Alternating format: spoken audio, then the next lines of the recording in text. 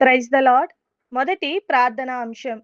ఉత్తరప్రదేశ్ రాష్ట్రం చందౌలి జిల్లా పిపారియా గ్రామంలో పాస్టర్ సియారాం కొంతమంది విశ్వాసులతో ప్రార్థనలు చేస్తూ ఉండగా ఒక హిందూ సంస్థకు సంబంధం ఉన్న వ్యక్తులు పోలీసులతో వచ్చి పాస్టర్ను చకియా పోలీస్ స్టేషన్కి తీసుకొని వెళ్ళారు. పాస్టర్ పోలీస్ స్టేషన్‌లోనే ఉన్నారు.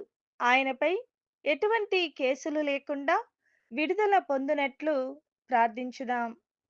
రెండవ ప్రార్థనా అంశం. మధ్యప్రదేశ్ రాష్ట్రంలోని దేవాస్ జిల్లా కాంటాఫోర్డ్ పోలీస్ స్టేషన్‌లో మతమార్పిడి చట్టం క్రింద కేసు నమోదు చేయబడిన పాస్టర్ చిమన్ సింగ్ బాదోల్‌కు ముందస్తు బెయిల్ మంజూరు చేయబడినది. దేవునికి స్తుతి చెల్లించి ప్రార్థించుదాం. మూడవ ప్రార్థనా అంశం. ఆంధ్రప్రదేశ్ రాష్ట్రంలో విశాఖపట్నం భీమిలిలో స్థానిక చర్చిలో ప్రార్థనా కార్యక్రమం జరుగుతూ ఉండగా మతవాద గుంపు అల్లరి మూకలు చర్చిలో అక్రమంగా జొరబడి వారి మత సంబంధమైన నినాదాలు చేస్తూ చర్చి ప్రార్థనను నిలిపివేయాలని రోడ్డులో ధర్నా చేశారు. దీనిపై పోలీసులకు ఫిర్యాదు చేయగా పోలీసులు తగిన చర్యలు చేపట్టునట్లు ఇంతకు క్రితం భీమిలిలో 2 చర్చిలపై దాడి జరిగినది. దేవుడు తన కార్యమును జరిగించునట్లు ప్రార్థించుదాం. నాలుగవ ప్రార్థనా అంశం. ఛత్తీస్‌గఢ్ రాష్ట్ర ప్రభుత్వం త్వరలో ప్రారంభమయ్యే రాష్ట్ర అసెంబ్లీ బడ్జెట్ సమావేశంలో మత మార్పిడి నిరోధక బిల్లును కఠినతరం చేసిన శిక్షతో కూడిన బిల్లును ప్రవేశపెడుతున్నట్లు ఆ రాష్ట్ర ఉప ముఖ్యమంత్రి తెలిపారు.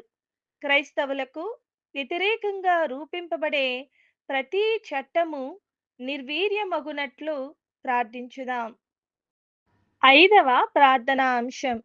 మన దేశంలో ఇంకనూ సువార్త అందని దాదాపు 4,96,000 మంది తియార్ తెగకు చెందిన వెస్ట్ బెంగాల్ వాసులు సువార్తను విని రక్షణ పొందునట్లు ప్రార్థించుదాం. ఆరవ ప్రార్థనా అంశం. మన దేశంలోని గ్రామ ప్రాంతంలో తమ గ్రామంలోని అన్యమతస్థులు, అన్యమత ప్రచారకులు రాకూడదని నిలిపిన బోర్డులను తొలగింపబడినట్లు ప్రార్థించుదాం. ఏడవ ప్రార్థనా అంశం.